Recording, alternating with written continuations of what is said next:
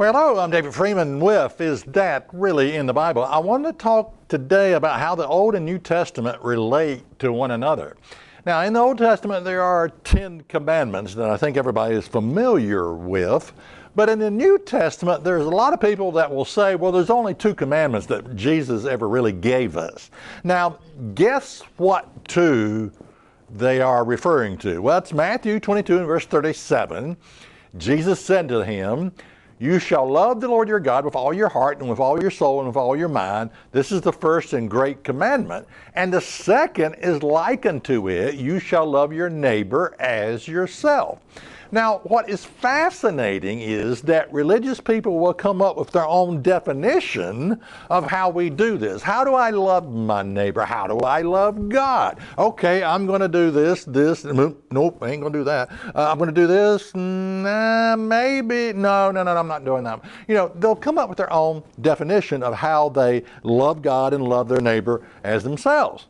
Now, that is totally nonsensical. I mean, it doesn't make any sense. What Jesus is referring to here is a summation of the complete 10 commandments. It's what Christ is taught. It's a summary of the 10 commandments. The first 4 commandments tell us how to love God.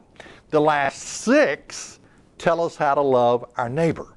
Okay, so don't even go down that road of thinking, well, I'm going to, Christ only gave 2 commandments and they're pretty simple. Just love God and it's up for me to decide how I do that, and love my neighbor and I'll decide for myself how I do that also. No.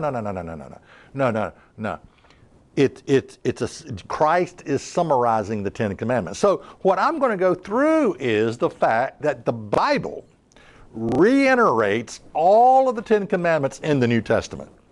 And I'm going to blast out of the water so many illusions that people have about Jesus and his law. Okay, how the Old and New Testament relate. Check us out on the web at isthatreallyinthebible.com.